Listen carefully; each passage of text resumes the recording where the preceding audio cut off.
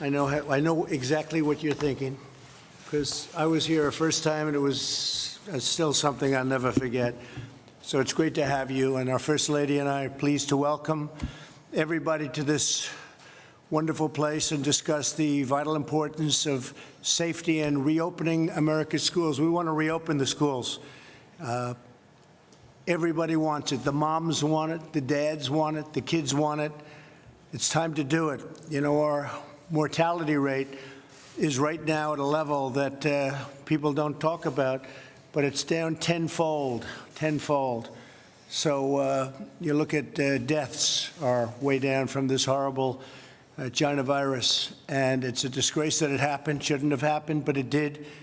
And the economy is coming back, and it's coming back strongly. Jobs are setting records. For 2 months ago, they set the record, and then again, almost 5 million new jobs last month, which is a record, and it broke our last record of a month before.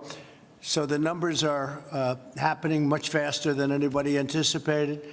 The stock market, NASDAQ, just hit another record today, and the markets generally are just really a very small amount below where they were at the height of the market when we first had to do this about 4.5, 5 months ago. And it's incredible what's happened. When you look at education, my administration has approved $13 billion for state and local education.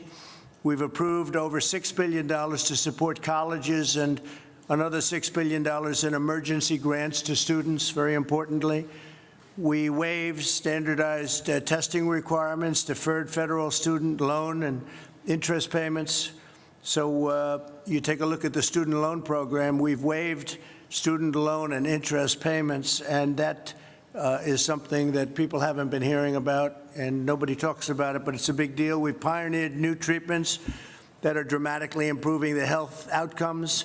Vaccines are doing very well. Therapeutics are doing very well. The therapeutic research has been incredible, and I think you're going to have a lot of big things happening long before the end of the year on both vaccines and therapeutics.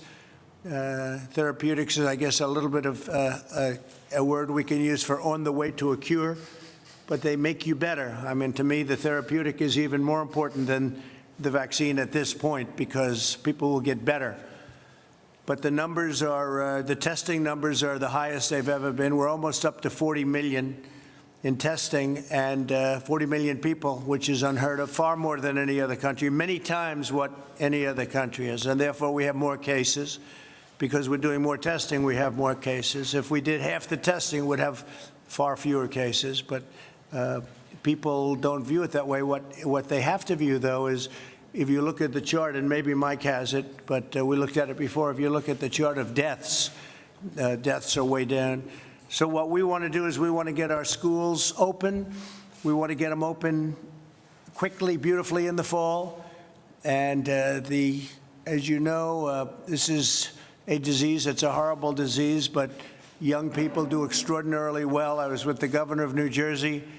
We were talking, and he said and he mentioned a number which is a very high number, but it's a number nevertheless, thousands of people. There was only one person that died that was under 18 years old in the state of New Jersey, and that was somebody, I guess, had a problem with perhaps diabetes or something else. But one person out of thousands of people, one person died who was under 18 years old. So that's a pretty amazing stat when you think of it. But I'd like to now just give the mic to our First Lady. She's going to say a few words, and then we're going to go with Mike and Karen Pence. And then we'll go around the room a little bit, say a few words. And Kellyanne, you did a great job this morning. Thank you. Really great. So if I might, First Lady, please. Thank you. Good afternoon, everyone. The first pillar of my Be Best initiative is children well-being and taking care of children's social, emotional, and physical health has never been more important than during the COVID-19 pandemic. The administration has worked around the clock to protect Americans from the coronavirus, but many challenges for children and families can be just as invisible as the virus and just as dangerous. When children are out of school, they are missing more than just time in the classroom. They're missing the laughter of their friends, learning from their teachers, and the joy of recess and play. For children with disabilities, without access to technology, or whose homes are not a safe place, the situation can be even worse. As the start of the school year gets closer, I encourage parents, teachers, and school to teach children about the importance of CDC guidelines and to implement them when appropriate. Children's mental health and social development must be as much of a priority as physical health. The same is true for parents. Many will be forced to make stressful choices between caring for their children and going back to work, and we must address those needs as well as their own mental health and well-being. As we continue to come together as Americans to tackle these challenges, I'm honored that you could all be here today to offer your thoughts. I look forward to working with you to make sure that Americans' children and families can be healthy and thriving. Thank you very much. Thank you very much. And Governor, thank you. I see you sitting over there. What a job you're doing. Thank you. Thank you very much for being here, Governor. Appreciate it. Proud to be here. And thank you, Melania, very much. We just heard, Mike was telling me that Governor DeSantis is doing a terrific job. He just announced that the schools will be open in the fall, and we hope that most schools are going to be open. We don't want people to make political statements or do it for political reasons. I think it's going to be good for them politically, so they keep the schools closed. No way. So we're very much going to put pressure on governors and everybody else to open the schools, to get them open. And it's very important. It's very important for our country. It's very important for the well-being of the student and the parents. So we're going to be putting a lot of pressure on open your schools in the fall. Mike, please. Well, thank you, Mr. President, and thank you for your leadership. I have seen it day in and day out since you asked me to lead the White House Coronavirus Task Force, and today is just one more installment in your commitment to make sure that our states and our families have all the resources they need to meet this moment. Our healthcare workers are provided for. But also understanding that we've got to reopen America and reopen America safely. But we convene all of these great leaders from around the country today, Mr. President, because you know that to open up America again, we need to open up our schools again. And I want to thank all those gathered here for their efforts as well. I know I speak on behalf of my wife, Karen, when I also want to express our profound gratitude to the First Lady throughout this pandemic. Her regard for families, for children, for the emotional impact that this has had on every American is so admirable. And I'd like to invite everyone to show your appreciation for our First Lady and the work she's done for America.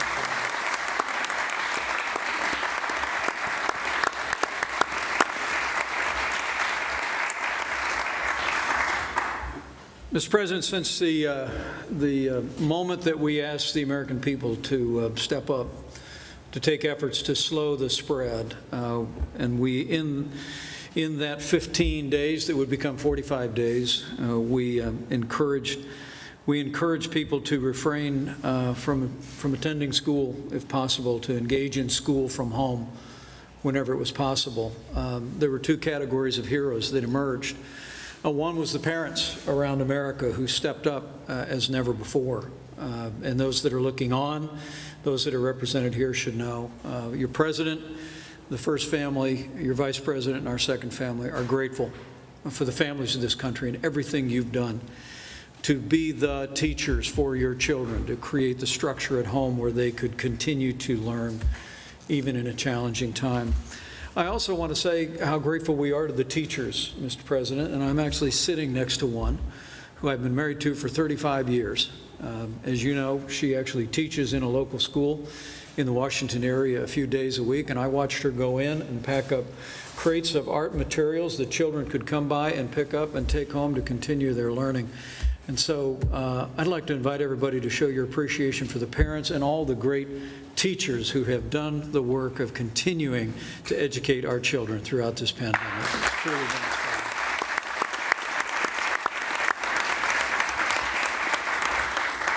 And, Mr. President, the American people deserve to know that while we are seeing rising cases across the Sun Belt, at your direction, we're ensuring that states have the resources, the support, the supplies, and personnel that are actually arriving as we speak in states like Texas and Florida and elsewhere to relieve healthcare workers. And to your point, I hope the American people appreciate the point that you made yesterday on the national stage and did so again today, that because of what our healthcare workers have done, because of the innovation and the medicines that we've been able to make available, literally we have seen fatalities decline by 90% from some of the worst moments of this pandemic.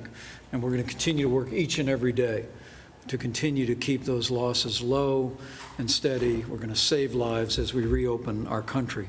Today, Mr. President, as you know, we spoke to the nation's governor on the topic of this summit,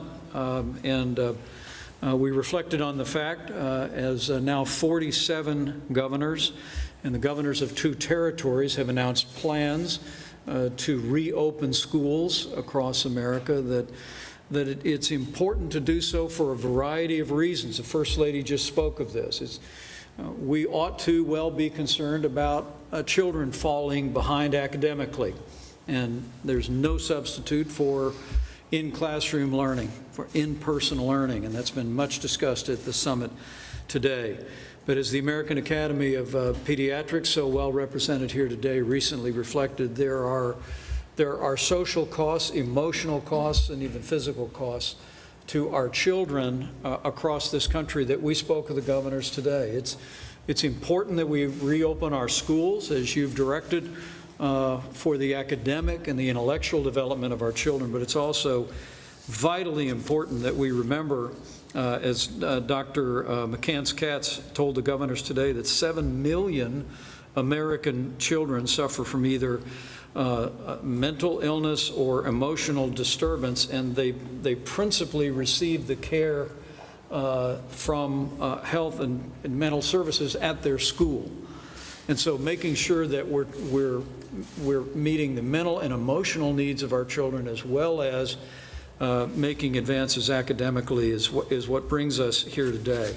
The last thing I'll say to all those gathered here, Mr. President, is from early on you have directed our task force and the CDC to equip families and schools and states with the resources to operate. It was as early as March 12th that CDC issued its first guidance for strategies for school and child care services. We issued decision trees in the middle of May, and just last week, I'm pleased to report the CDC published new guidance for K-12 schools and higher education regarding the type of testing that is appropriate and other strategies. Mr. President, we can bring our schools back. And next week, the CDC is going to issue 5 new documents, how to prepare communities to return safely, decision-making tools for parents and caregivers, symptom screening, cloth face coverings in school settings, guidance, and the rest. We're going to continue to flow these resources and this guidance, but as Dr. Redfield told all the nation's governors today, and I want to acknowledge Governor Parsons' leadership and his presence here today, we're truly grateful, is that what you've instructed our task force to do and the CDC to do in this moment is to say to states around the country and to local communities, we're here to help. The CDC has issued guidance, but that guidance is meant to supplement and not replace state, local, territorial, or tribal guidance. In a word, Mr. President, you've made it clear to us, we don't want to be the reason any school doesn't reopen. And so our word to the parents that are looking on, to teachers that are looking on, administrators, leaders in your community, is that we are ready to work with the leaders in your school system and in your state to find a safe and responsible way to reopen your schools. That's our commitment. Mr. President, we're continuing to move out on that, on the belief that, that to open up America again, we've got to open up America's schools. And the American people are taking important steps every day, including this summit today, to do just that. And I'm truly grateful for all of those represented here for being a part of this important work. With that, I'd be happy to recognize Mrs. Pence for a few comments. Thank you, Mr. President.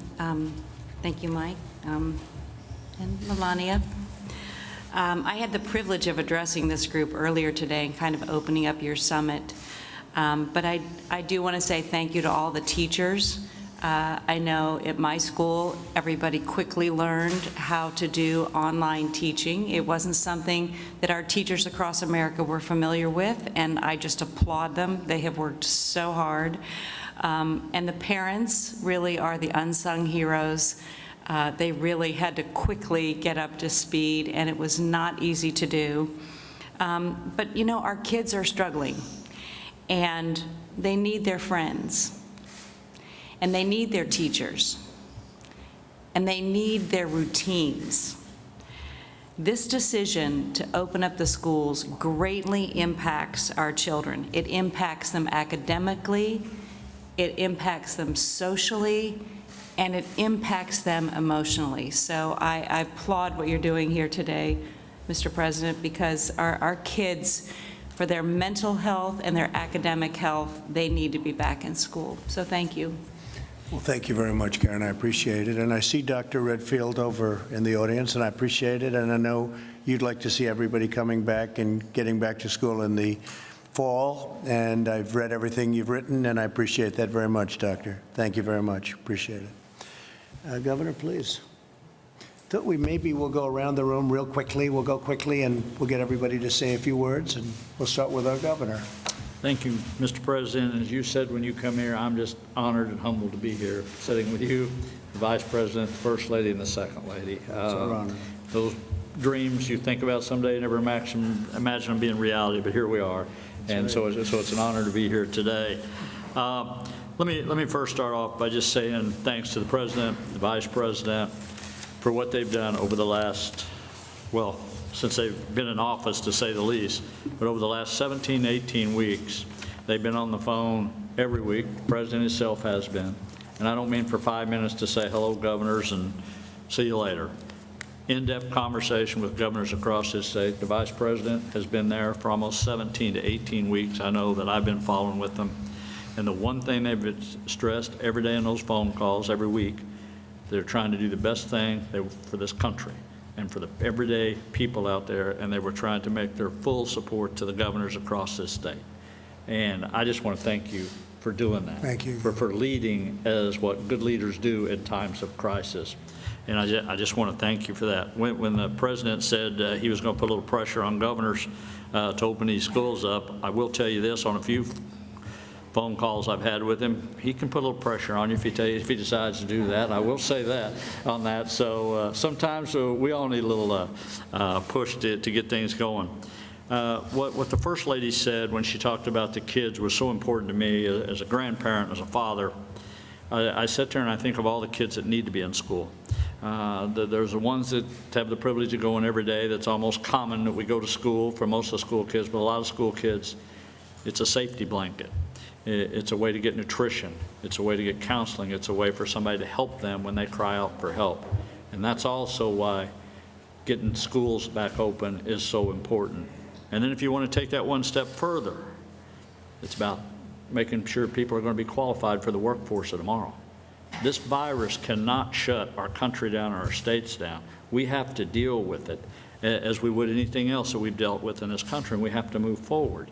And economy and life goes on, and education is part of who we are, and kids need to get back in school. Parents need to get more involved in their schools and be back involved in their schools. As I heard speakers today speak, it's part of who we are. It's how we build a future, and I think that's so important. I also want to thank the Second Lady for giving me a little inspiration on a couple of key bills we signed in Missouri, and I want to give you a little credit today.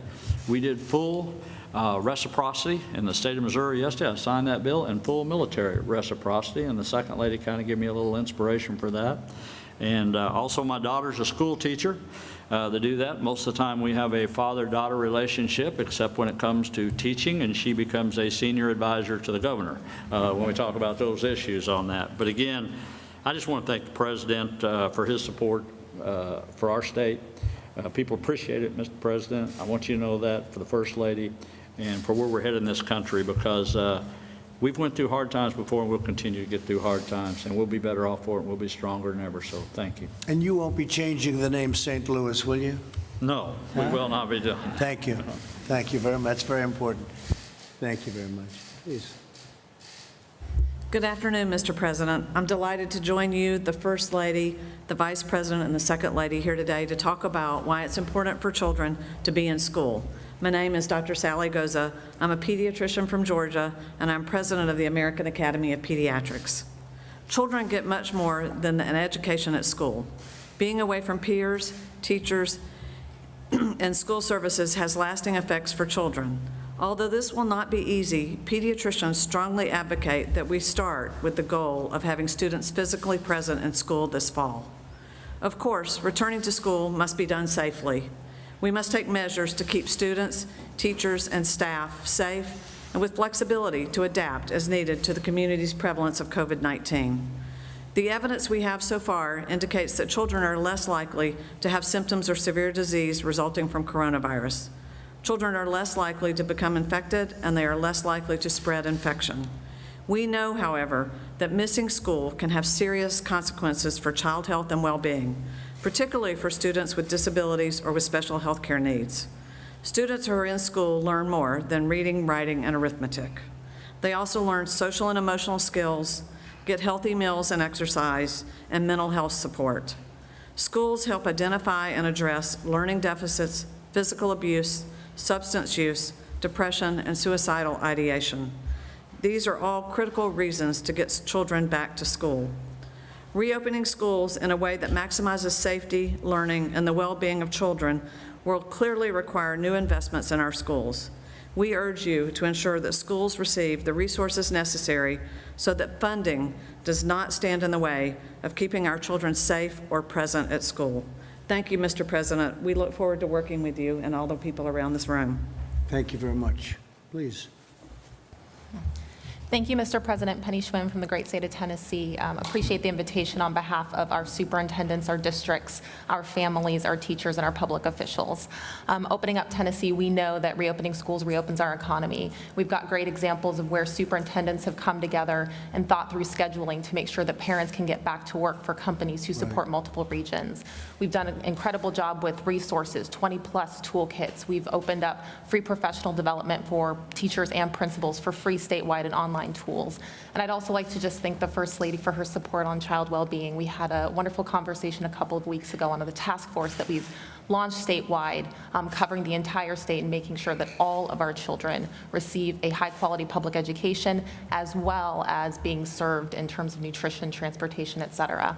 And I'll just end by saying, as the proud daughter of a police officer and a teacher, I was raised with safety and high-quality education being two fundamentals in my home, and it's a great honor to be able to reinforce that with the schools in Tennessee today. Thank you very much. Thank you, sir. Great.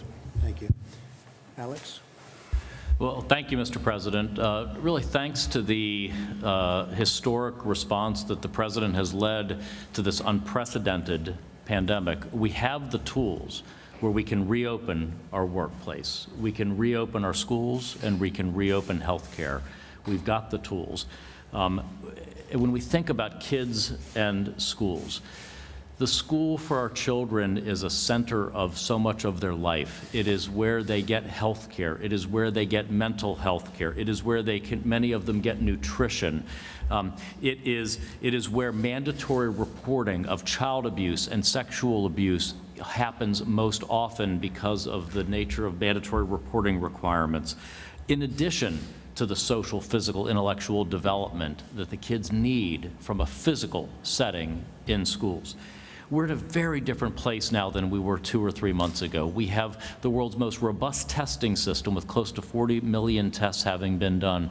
We have health system capacity and personal protective equipment to enable us to work through these outbreaks that we've got. We're advancing on therapeutics, as the President said. We now have remdesivir for hospitalized patients, steroids for lung illness. We have convalescent plasma to treat individuals. And just this morning, the President made a major $500 million investment in a monoclonal antibody that will be a treatment that could, if successful and if approved, could deliver hundreds of thousands of doses as early as late summer, early fall. We have 3 vaccine candidates, and just this morning invested $1.6 billion in a 4th vaccine candidate that could deliver hundreds of millions of doses this fall and into early next year. So it's just a very different circumstance than we ever had before. We know more about this virus. The fatality rate is going down because we're better at taking care of patients with the virus. Our fatality case rate in the United States is among the lowest, if not the lowest, in the developed world right now. And we can reopen our schools safely with what we know. And it's really simple practices of common sense. It's social distancing. It's wearing face coverings when you're in a setting that you can't social distance. And it's practicing good personal hygiene. The tools are there to bring our kids back safely, to protect our teachers and our staff. And it's time to do it now. Thank you, Alex. Good luck with all of the therapeutics. I know you're getting very close, very close. That would be incredible. What are your chances early, like in September? So Regeneron, which is the one that we funded at almost $500 million this morning, they are one of the most advanced. We have several very advanced monoclonal antibody products. This basically takes that convalescent plasma that recovered patients would donate and bioengineers that in effectively unlimited supply that we can do. And so it's a cocktail of multiple antibodies that give your immune system an immediate defense. And we're studying it both for preventing disease as well as stopping the progression of the disease. So it's really very exciting. And that seems to be just working. It's basically, it's sort of the ABCs of what we're doing. It seems to be working. Do you have tests right now that say it does work? Well, you've got the initial trial work that Regeneron did, and that's why we're investing in the late stage development of it. But then we have these other 3 therapies that, thanks to your leadership, we have so many more tools than we had 3 months ago in terms of therapeutics. So we don't want anyone to get sick, but we have much better ways to take care of individuals now than we did 3 months ago. Okay, that's exciting, very exciting. All right, we'll hold you to it, September. You too, Doctor. You too, Doctor. Please, thank you. Good afternoon, Mr. President. I'm Patrick Daly, the principal of St. Vincent de Paul High School in Petaluma, California. We're in Sonoma County. I just want to tell you what an honor this is to be here this afternoon. I want to thank you, thank the First Lady, Vice President Pence, and Second Lady for your leadership of our country. Really, during a very difficult time, for the First Lady's love and protection of children, very important to me. And being a father of 4 kids, three daughters and a son, it is very important. We plan on opening April 10th. That is our focus. I think that we have put a plan together that is a working document with all the safety precautions and policies in place to ensure that St. Vincent de Paul opens following all the guidelines that are recommended. I think that, as you stated earlier, this should never be political, and I think at times it has become very political in many school systems throughout our United States, and I think probably particularly in California. So we were very excited about the possibilities of the fall, and we have 3 plans. One would be the reopening, which we plan August 10th, and then a hybrid plan, which is 2 days on, 1 day off, 2 days back in. And then, as I mentioned earlier, God forbid, if we had to go back to the distance learning. I just don't think it's beneficial to boys and girls 14 to 18 years of age. And particularly, I really feel for the parents of elementary school children who are trying to work and provide for their families, and at the same time having to stay at home and teach. It's very difficult, and I hear that a lot from our own elementary school. But I can't thank you enough for your leadership of our country, and thank you for this honor. Well, good luck with your plan and getting them open, and hopefully you can do 5 days instead of the 2 and back and forth. I know you want to be able to do that, so you'll try. Thank you very much. Great job. Please, Hello, good-looking person this is, huh?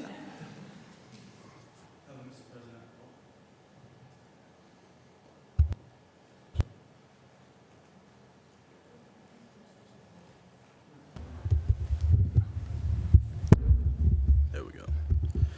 Hello, Mr. President. I'm a student at St. Vincent de Paul High School. My name's Cameron Vaughn. And I personally just want to thank you for both inviting me and helping to reopen schools. Coming on behalf of the students, it really means a lot just to be able to get back out, and it means a lot to our emotional health and our mental health just to be out there with our friends, because a lot of us don't have that opportunity. And it helps reopen our schedules, so we have something to look forward to. Me, I'm a person of schedules. I run by a schedule, make a schedule for myself. So I just want to thank you very much for getting us back to that. Great job, really great. Thank you very much. We'll get you back, okay? We'll get you back soon. Thank you. Kellyanne, please. Mr. President, Mrs.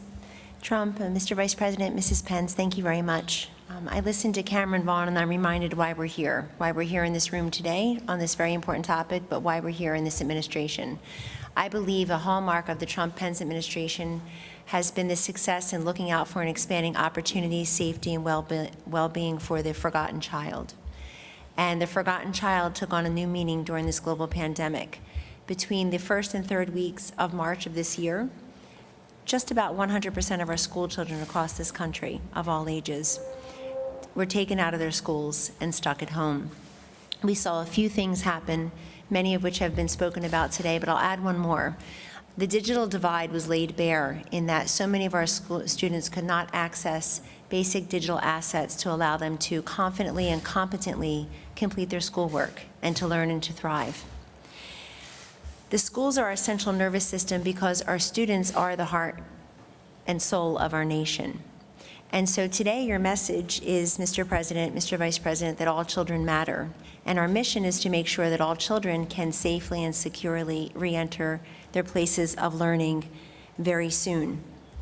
This has also impacted our economy, and I have a soft spot for single moms, having been raised by one, and our single moms have been disproportionately impacted through their job security, their wage earning, and most of them are not in jobs for which they can telecommute.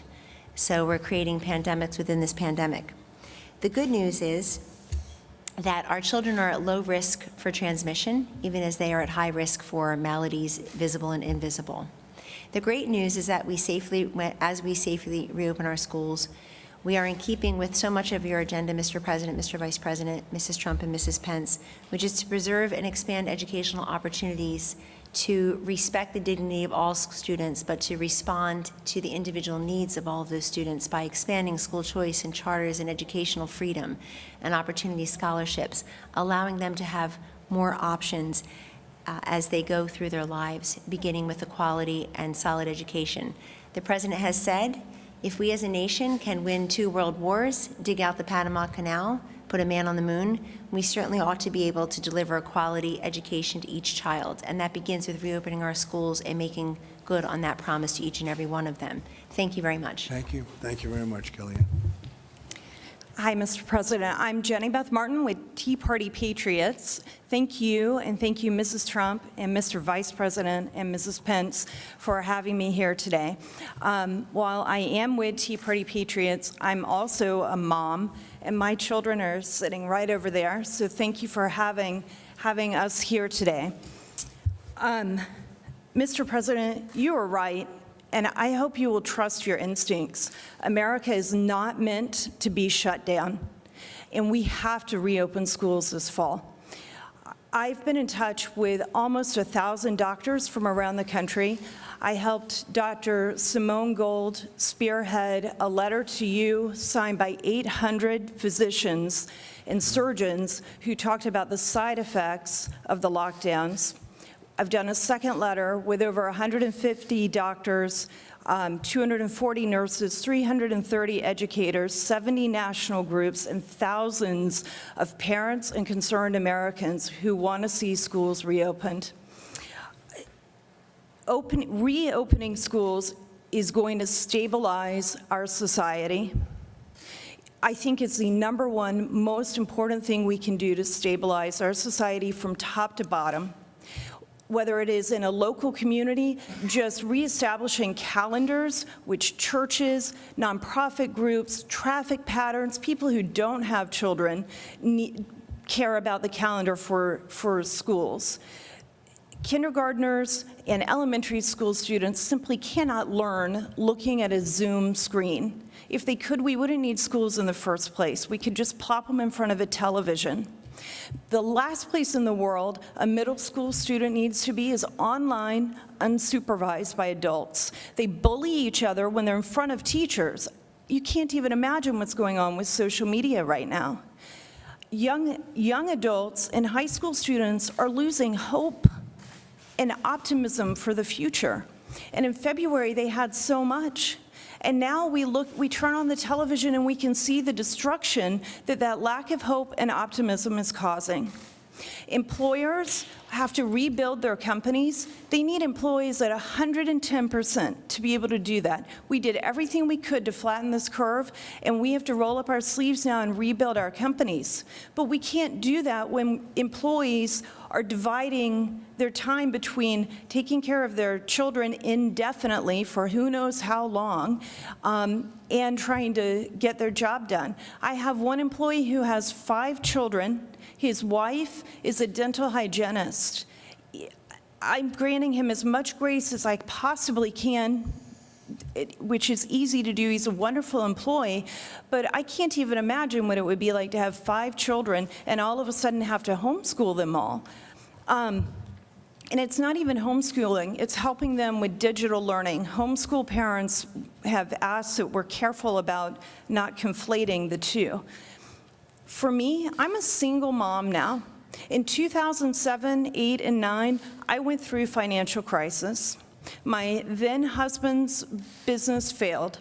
We lost our house, we lost our cars, we lost everything. I cleaned houses to help make ends meet. I've done everything possible to rebuild.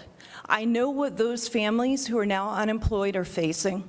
Trying to divide their time between taking care of their children, not knowing if their children are going to be educated, and figuring out what they're going to do with their life is the hardest. It's incredibly difficult. And for people who think, oh, we can just work at home, or we're essential, you're an essential employee, it sends the wrong message. Every single person in this country is essential. We are the United States of America. Every one of us is essential. Every one of us is important. And not every single family can afford a computer so that their children can be online at the same time, or Wi-Fi, as Kellyanne was just talking about, to be able to do Zoom all at the same time. So families are suffering and the education is suffering as well. And as a single mom, this situation is ripping me in two. You cannot be in 2 places at once, physically or mentally. And I'm doing the very best I can to take care of my children. Their father, when they're living with their father, he does a great job taking care of them. But when they're with me, I'm doing everything I can to take care of them, help them prepare for their senior year of high school, make up prom, dealing with whatever else we have to deal with from the shutdowns, and run a company and work. And it's impossible. It's impossible to do what we need to do. So the schools must be reopened. It will stabilize our country. I cannot thank you enough for doing this today and sending this message. And the doctors who I've been working with, they want to do anything they can to help calm the fear that is permeating our country. They understand we have to have a healthy respect for the virus, and we have to be able to live our lives. And they and I will do anything we can to help you with that. Thank you very much. Great job. Looks like you're doing a good job. Is your mother doing a good job? She good, right? You said the right thing. Okay, great job. Thank you very much. Mr. President, First Lady, Mr. Vice President, Second Lady, on behalf of the great state of Tennessee and Governor Bill Lee, I want to thank you for all of the help and resources and support that you and your administration have provided us. You guys have been accessible, you've been responsible, and that means the world to us in the states when we're trying to do our jobs. I'm Dr. Lisa Piercy. I'm the Commissioner of the Tennessee Department of Health. I'm also a pediatrician and a mother of 4. And I know very clearly that education and economic prosperity are key drivers of health. We know in Tennessee that kids have to get back to school and parents have to get back to work. It's paramount for our economy and it's paramount for the health of our nation. And we're doing our part in Tennessee for that effort. And thank you again. Yeah, thank you, and say hello to Bill, please. Thank you. Doctor? Thank you, Mr. President, First Lady, Vice President, Second Lady. I want to really, today was a really terrific day because it took Americans' children, put them in the center, and said this is not going to be a unilateral and a unifocal, one-dimensional discussion about COVID-19, but a discussion that transcended that single moment and brought in the other issues of mental health, academic health, emotional health, and really said that it's important to the whole child to have the availability of schooling. And I think having that discussion that was multidimensional, having teachers here and students here, and the health commissioners here and the secretaries here was really very helpful because I think it not only put the child at the center, but also made it clear about how important these other issues are that are beyond COVID-19 in the health and welfare of our children. And so the discussion was terrific, and I think we have a way forward. Thank you very much. Thanks, Deborah. Thank you, Mr. President, so much for including me in today's event. I think I'm on now. Thank you for including me so much in today's event. I want to thank you. I want to thank the Vice President, the First Lady, and the Second Lady for your comments and for all the concern you've had for the education of our children. I come today as a parent, as an OBGYN physician, and as the managing partner of my practice. This has been a very scary, but also a very enlightening experience to have walked through. It's been quite the challenge, and I will say quite the challenge. But the first thing I want to say is it's so important to get our children back in school. Our higher education students, our high school students, and our middle school students are so embedded in social media already. What they need is that social interaction with each other and with adults, because without that, I fear what our society is going to look like. The preservation of society is reliant upon the interaction of these children day to day, face to face with each other. I also saw the anxiety of my youngest child, who's here today with me, Macy, back on that side. I saw her anxiety when she came home from college, the anxiety of not knowing how her education would continue, of then trying to set up the Zoom meetings and make it happen, but more importantly, not having the opportunity for those in-person tutorials or that in-personal relationship with a professor to complete her courses.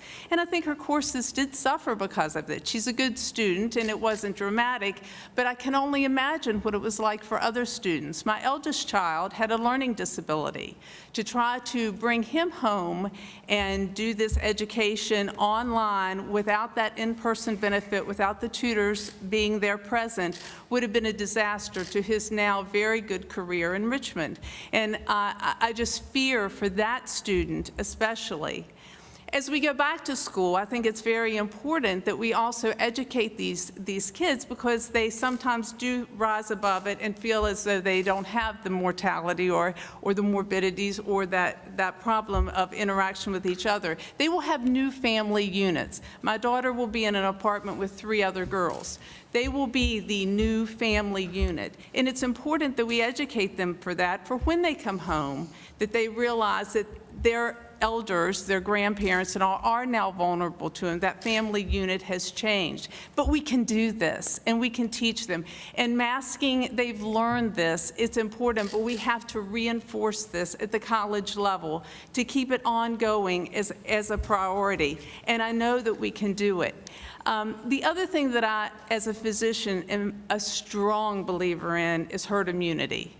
And what I'm not proposing is that we put all of our students in a big vat and only the survival of the fittest come out antibody positive. I'm not saying that. I do think it's important to stop this tremendous isolation that keeps the virus as the winner. We need to get out. We need to have the vaccines to help us. We need to have the interaction that helps to get that immunity so that we can protect our vulnerable, and we can protect our elderly, and we can protect those younger folks with comorbidities, because we've got a society that is immune to the virus, and we can put the virus back in its place. And finally, I just want to, again, thank you for being here. Thank you for hearing me out. And thank you for putting education of our children in the utmost, and for putting our economy in that place too, because as a business owner, when I have parents who have to come late or leave early in order to educate their children and yet run a business at the same time, as this lady stated, it is incredibly difficult, if not impossible. And we want to maintain their jobs. We want to maintain their work ethic, but we also want to maintain the intelligence of their children and of our future. And so I thank you again for your interest in this and for letting us be here. Thank you. I think it's very important to note that we've done it right. We closed up. We were amazing the way our great citizens adhered to what we wanted to do, and we saved, I think, millions of lives. Now we want to be open. We understand the disease much better. Nobody knew what this was. Nobody had ever seen it before. There's been nothing like this since 1917. That's more than 100 years ago. But we saved tens of thousands of lives, hundreds of thousands of lives. And now we're open, and we want to stay open, and we will stay open. We're not closing. We'll put out the fires as they come out. I call them embers and fires and whatever you want to call them. But I think it's very important to note what we've done. We've saved literally hundreds of thousands of lives. I was going over numbers before with the Vice President, and if you looked at 1 million, 2 million, 2.5 million, those are all reasonable numbers to what we could have had. Right now, we're at a number, as you know, far lower than that. And where would you say we are today, Mike? 130,000. About 130. So we're at 130, and we could be at way over 1 million right now, and I think it could have been 2.5 or 3 million people.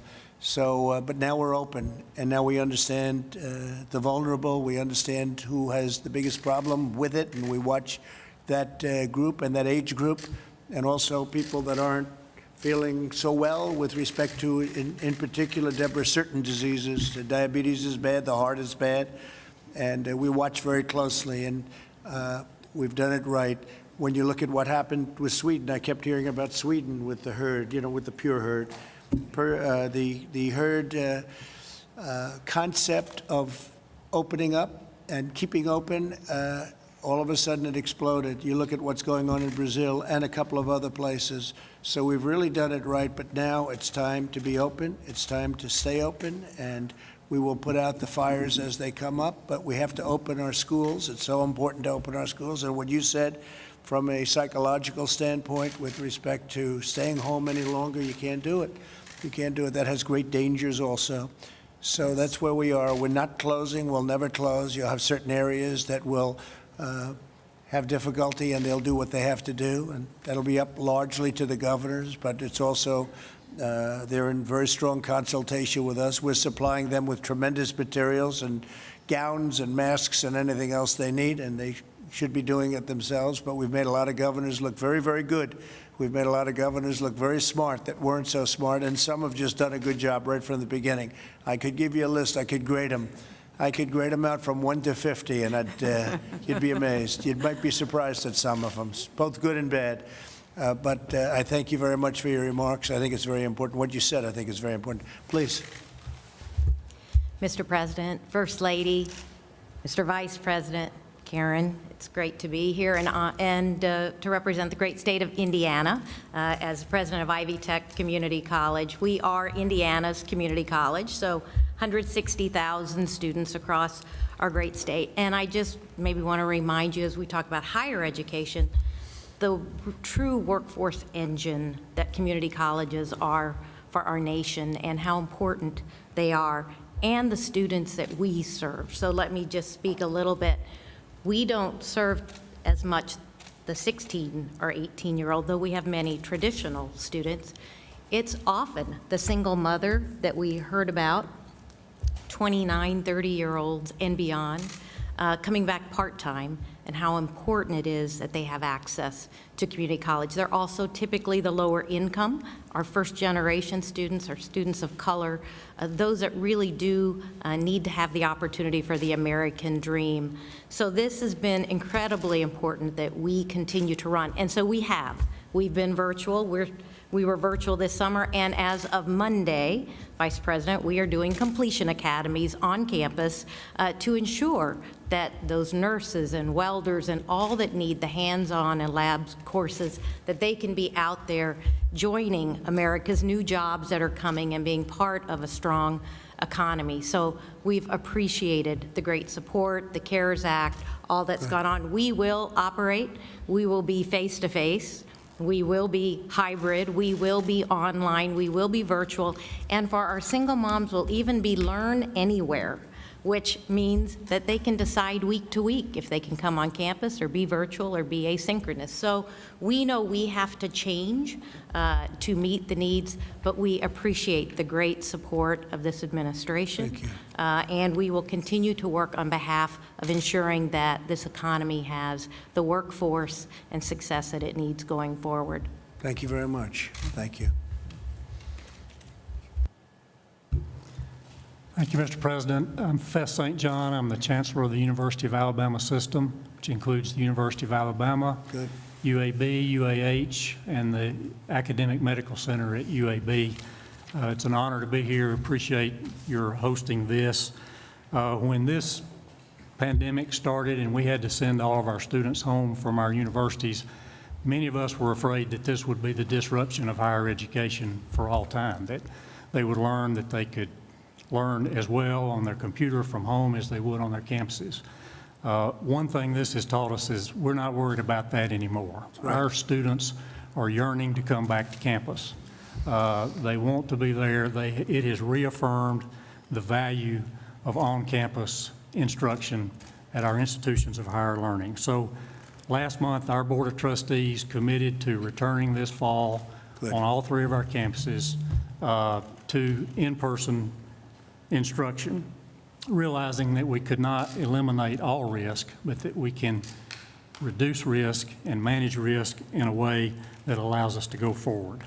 So early on, we looked to the medical experts at UAB, the researchers and scientists and doctors there, to try to come up with a plan to make our campuses as safe as possible and as safe as any in the country. And we've got a four-part pillared program that allows us to do that.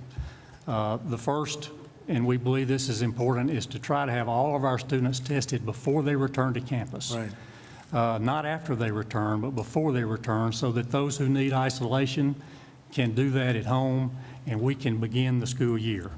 Second, our UAB folks and our people on all 3 of our campuses have developed a symptom tracking app that's used on the phone. It takes 20 seconds to sign up for and 10 seconds every 2 or 3 days to follow up on to track symptoms. We also have a program to trace contacts that will allow us to manage student outbreaks during the year. And then last, a sentinel testing or a sample testing program throughout the rest of the school year. What this does is not only, we hope, allow us to reopen our schools, but to keep them open, which is going to be the hardest part. I want to thank you and the Vice President for the assistance that we have received through these federal programs. Without those, it would have been very difficult for our medical center to continue, for our campuses to make it through these difficult times, and to allow us to have testing in place for our students this fall. So we promise to do our best to provide this essential service to our students and our citizens, and we greatly appreciate the assistance that you've given us. Well, thank you very much. It's a great place, a great state, and you're right about one thing. There's nothing like the campus. If we've learned anything, it's the computer will never replace the campus.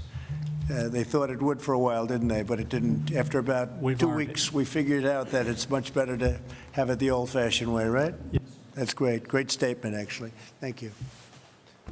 Thank you, Thank you, Mr. President, Mrs. Trump, Mr. Vice President, and Mrs. Pence. I'm a third-grade teacher at Blessed Sacrament Catholic School right here in Washington.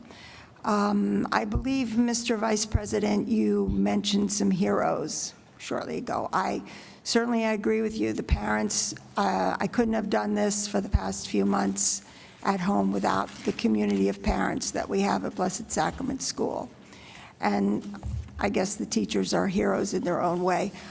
I really believe that the real heroes here are the students that plugged along, that rose to the occasion. In fact, one of my students is here today. Lily, stand up. And that's why I'm here. They showed incredible resilience and spirit and all of the gifts that God has given them. I really believe that the children are our future, as I know that you do. And I think that they are what is truly going to make America great again. So I want them to be back in school in the fall. Thank you. Great. We agree. Thank you. Please. Mr. Trump, Mr. President, and First Lady, Vice President Pence, and Mrs. Pence. First, I just would like you to know that I personally pray for you daily, all four of you. I cannot imagine the burdens on your shoulders. And I know that it's only through God that you can handle that. And It's not easy. Have a good time. I so appreciate Thank you. That's very nice all of that you. you've done. I am the president of our school board in the great state of Ohio, in Cincinnati, Indian Hill, and we are very actively working to get our children back in school full-time, all together, as safe as possible. We are fortunate that we have a lot of resources and we're able to do that. My biggest concern, and I hope through your leadership, we will not have overregulation at the local level that would keep us from being able to accomplish that goal. My biggest fear is that we will get everybody back, we'll get into a routine, and then because of regulations and mandates that we would have to close back down or to send children home, and that is a very big concern. That would be just such a disruption on top of a disruption.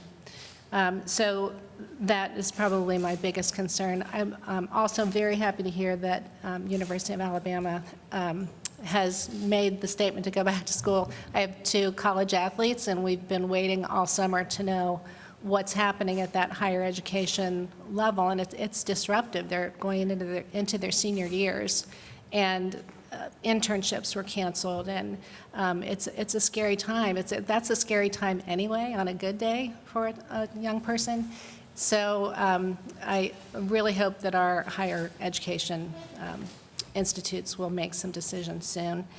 And really, I'm just honored to be here. I appreciate so much what all of you have done.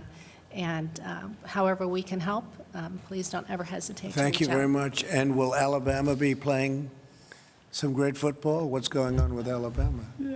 Mr. President, that's not the first time we've heard that question, I can promise you.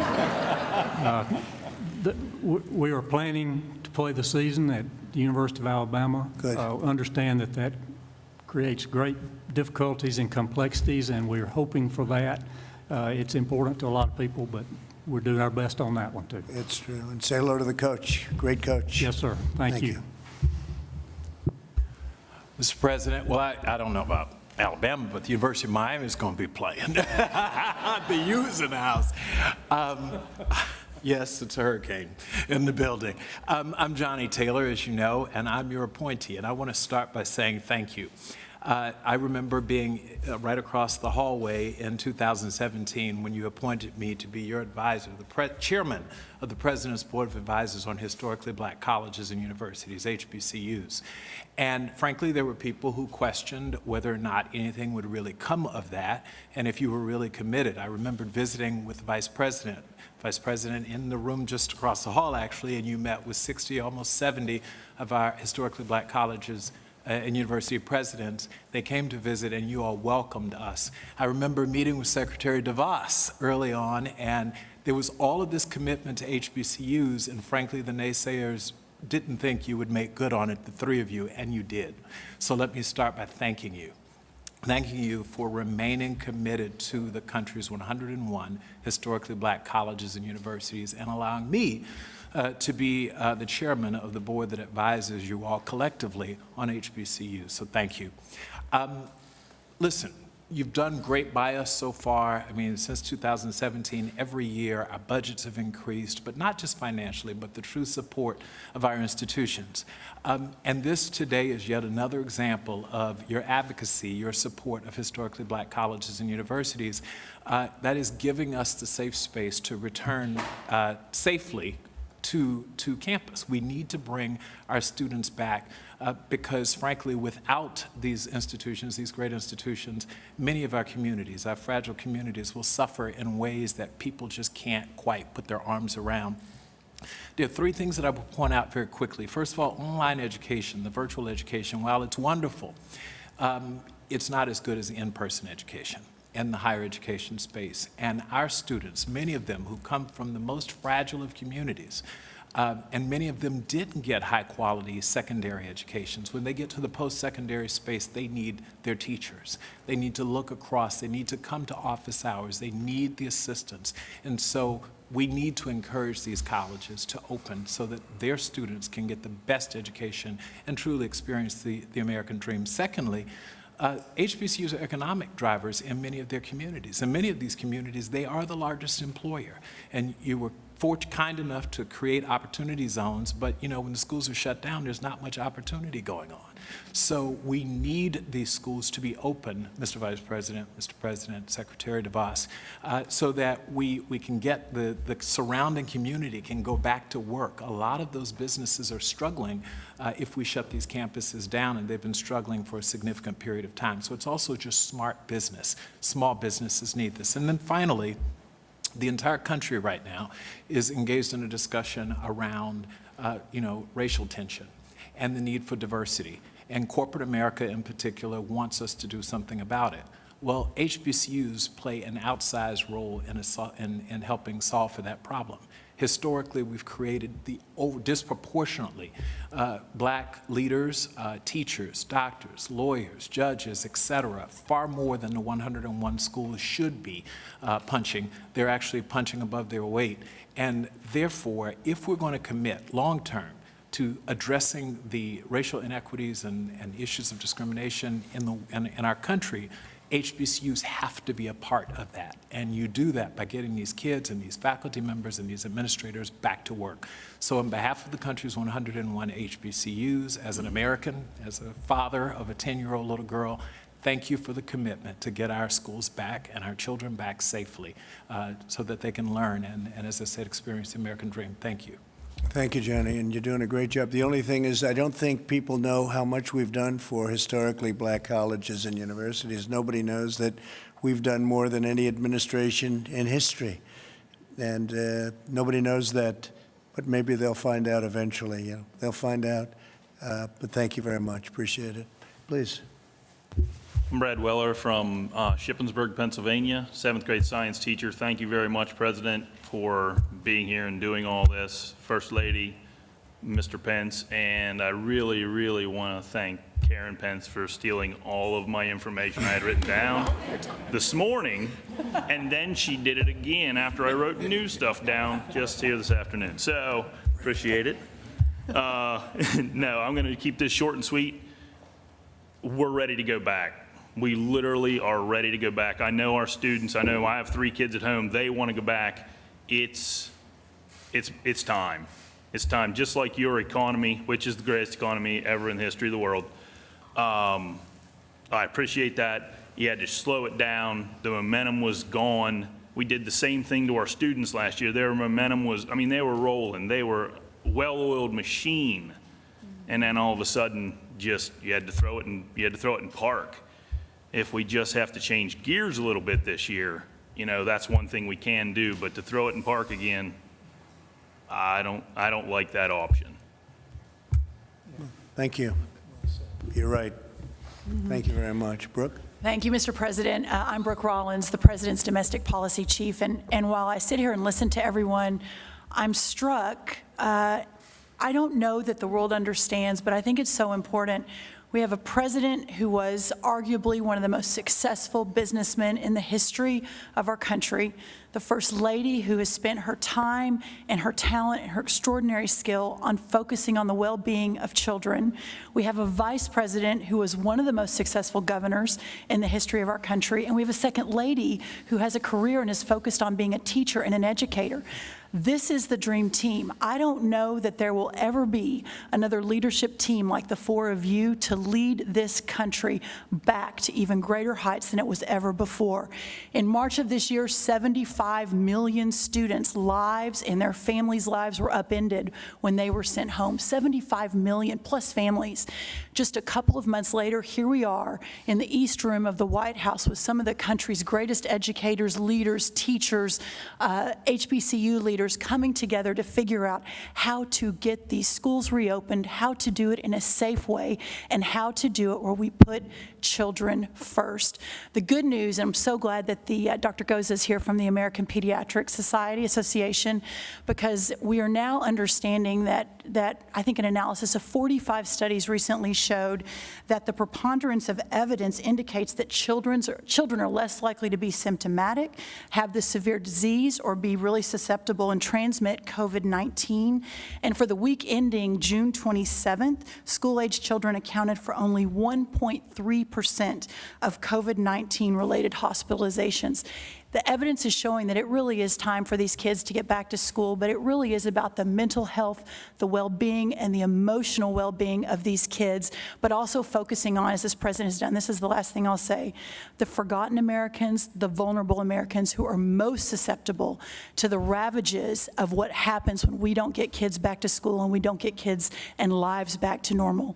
As the mother of a 5th grader, 7th grader, 8th grader, and 10th grader, there is no doubt in my mind, representing all the moms in this country, that we'd really love for our kids to get back to school, but it's about so much more than that. It's about the well-being and safety and economic prosperity of this country. And having this dream team, along with Kellyanne and Secretary DeVos, Secretary Azar, and our teams here, this country needs to know that we are fighting every single day for every American and to ensure that we can reopen safely and make sure that it's done in the proper way. So thank you, Mr. President. Thank you, Brooke. Thank you very much. Please.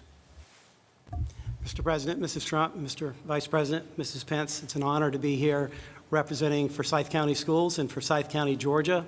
We're about 30 miles north of Atlanta, serve 52,000 students in our school system. We're ready to go. We're going to open our doors on August 6th. We've been planning and preparing all summer. We will have guidelines in place. I'm really proud of our teachers and our students, how well they performed last spring.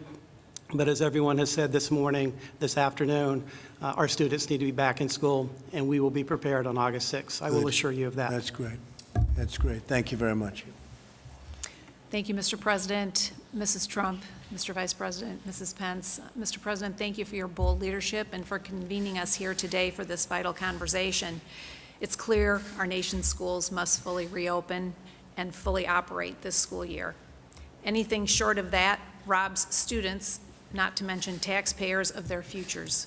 And their futures represent our nation's future. So it's not a question of if, it's just a question of how. We had a good discussion today on how to ensure schools reopen and education continues in ways that keep students and teachers healthy and safe. Under the President's strong leadership, our economy is roaring back. Our schools must do the same. This is the moment for American educators to rise to meet the needs of every student. Students can't afford to fall further behind. Even before the virus, too many were trapped in schools that don't meet their needs. So this is the time to reopen schools, to rethink school, to be more nimble, more agile, more responsive to students' needs in a 21st century changing world. This moment demands actions, not excuse-making or fear-mongering. We've done whatever it takes before, and as Kellyanne said earlier, and as you've often said, Mr. President, we've dug out the Panama Canal, we've won world wars, we've reduced the Berlin Wall to rubble, and thanks to you, we've defeated ISIS. With grit, determination, and grace, we can do what's right for all students and ensure they are back in school. Thank you. Thank you very much, Betsy. Appreciate it. Very nice. Please. Good afternoon. Thank you, Mr. President, First Lady Trump, Vice President Pence, and Second Lady Pence. It's an honor to be here. My name is Nicole Washington. I am a trustee at the Florida Agricultural and Mechanical University in Tallahassee, as well as Miami-Dade College in Miami, Florida. As you both well know, our schools didn't close. In many ways, the pandemic accelerated a trajectory that we were already on to use technology to expand services and programs to students. It's not been easy. I actually had the pleasure of teaching a class, a synchronous class this summer at the University of Miami. And I applaud all of the faculty and the staff who have had to pivot on a dime and provide these services to students. Florida A&M is actually going to open. We're going to invite all of our students back in the fall. The board made this decision based on a McKinsey survey that found that only a third of our students would likely stay if we chose to remain remote online for the fall. Students would choose either better online options or options closer to home or more cost-effective measures. And so we are going to reopen. We do want to reopen. I think there are obviously concerns either way. If we remain virtual, we have enrollment concerns, student engagement concerns, as well as budgetary concerns. And then if we open, we have to be very cognizant and vigilant about health and safety, liability concerns, as well as the costs associated with reopening. We're very thankful for the CARES Act additional allocation for testing, tracing, sanitation. That will be a recurring cost going forward. What I would like to close on is the pandemic dispelled the myth that higher education can change on a dime. Our institutions are printing PPE. We've expanded student services virtually and online that we didn't think we could do. Our students are creating apps. And I hope that we encourage those innovations to continue after we return to the new normal, and provide high-quality, just-in-time services to accommodate our students' preferences and their schedules. So thank you. Thank you very much. Thank you. Please. Thank you, Mr. President, First Lady, Mr. Vice President, and Mrs. Pence for the honor of being here today. My name is Delaney McDonald, and I'm the student trustee at Middle Tennessee State University. I was actually homeschooled all my life by choice, not because of a pandemic, so I really understand what people have been going through, and I was honored to receive the Buchanan Fellowship at MTSU, which is the highest academic scholarship given to incoming freshmen. I was heavily involved on campus. I actually served as the student body president as well, so I know the extreme importance that the campus environment has on student success. My fellow students across the nation have lost a lot this year, and it is important to all of us to safely return to campus this fall. My university has done an exceptional job of updating the students, of reassuring them that they are tirelessly working for our safe return to campus. And I'm honored to be here today, included in this discussion, and I'm really excited to take back what I learned to my fellow student body. Thank you. Thank you very much. Well, good afternoon, Mr. President, First Lady, Mr. Vice President, Second Lady. I will brag on her. She is an MTSU student. I'm the president of Middle Tennessee State University. We attract the best and the brightest, not only in the state of Tennessee, but from around the United States. Like all the participants here this afternoon, I am honored to be a part of this very important conversation regarding the reopening of schools, colleges, and universities. For the past 20 years, I have served as president of this great institution. We are 37 miles southeast of Nashville. Our university was established in 1911 And we are right now one of the largest undergraduate university in the state of Tennessee. We have grown tremendously over the years. And we are proud to be one of the Princeton Review 2020 300+ best university in the United States of America. We're doing some incredible things there at that university. We have 22,000 students, a very diverse student body, 38% of our freshman class first generation, and we are proud of that. 40% are low income. Our average ACT score is one of the highest in the state of Tennessee. We are a major comprehensive university. And each year for the state of Tennessee, we produce more degrees than any university, 5,000 degrees each year MTSU produces for the state. Now, some highlights of our decision to reopen.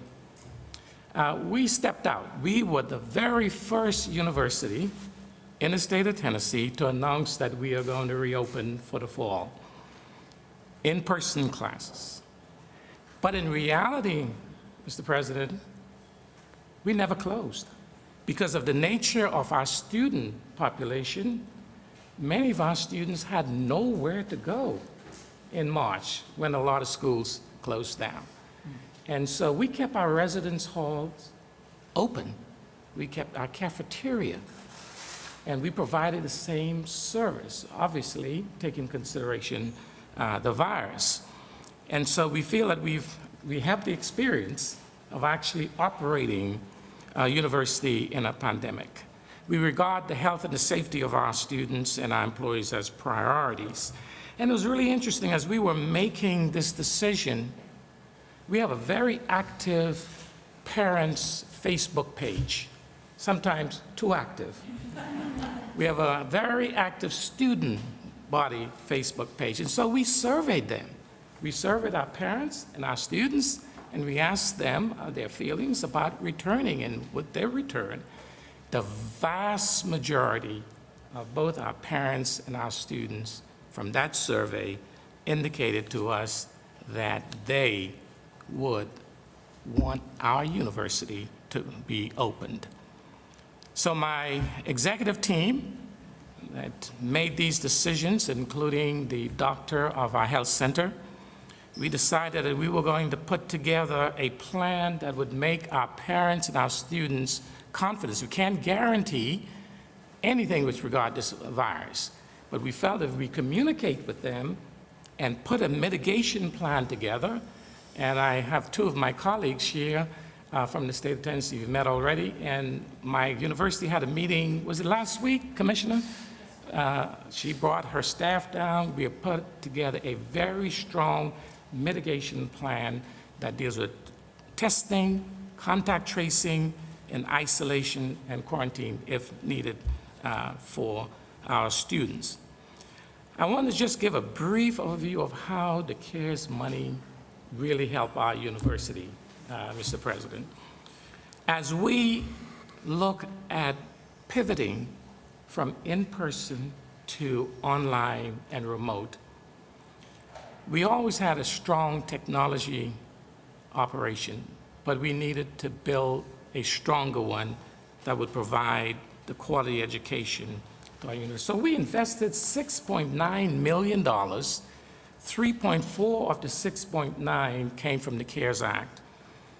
And this investment allowed us to purchase the newest instructional technology to facilitate teaching and learning at the university. What does this mean is that regardless of where a student is, every single class at our university is going to be captured electronically, and it's going to be archived. And students would be able to access those lectures at any time, anywhere, which means if a student gets sick or they have to attend to a sick parent and they can't make it to class, or they are not going to be disadvantaged as a result of this technology. And so we believe that it's in the best interest of our students to open up to provide that top quality education. We feel that for our students, our university provided 459 laptops, free laptops for our students, 673 internet hotspots, free. For our faculty, 101 laptops, 235 internet hotspots. And so I close with this, that we must understand the demographics, we must understand our community, and indeed we must understand some of the challenges that we are going to face in higher education. And because of the demographics of our student population, we've worked very hard to address the issue of the desperate and disappropriate amount of minorities and people of color and low income that are being affected by this virus. And so we've partnered with one of the sororities, the AKAs, and they've put together an incredible package of information that will be given out to our students as they return. Thank you so much for having us, and we look forward to this conversation. I learned quite a bit today. Thank you, Mr. President. Well, thank you very much. Thank you very much. Great job, too. So I want to thank everybody, and I want to just say get open in the fall. We want your schools open. It's going to be a much better climate than it is right now. We're on the right side of things. Deborah, I think we can say that. A lot of work has been done. We understand what we're doing very, very well. Again, mortality rate, the lowest anywhere in the world. And we want to get this done, and we want to get our country going again. Economically, we're doing well. We want to do well with the education. I see where Harvard announced that they're closing for the season or for the year. I think it's ridiculous. I think it's an easy way out, and I think they ought to be ashamed of themselves. You want to know the truth. But I noticed that today, and probably others are doing that. That's called the easy way out. I don't know if people are helping them. I guess their endowment's plenty big. They don't have any problem with that. But that's not what we want to do, because it's very important, as so many of the parents and instructors said today. It's so important that the children at this age, especially, that they're together on campus, and that's what we're striving for, and we're going to be very strong on that. We're going to be very, very powerful in that view. We want our schools open in the fall. Tomorrow I'm meeting with the president of Mexico. I say that to the media because it's going to be quite a meeting. He's a good man. He's a friend of mine, and we have a great relationship with Mexico, so we'll be meeting tomorrow. Thank you all very much. Thank you. Thank you very much. Congratulations, everybody. Thank you.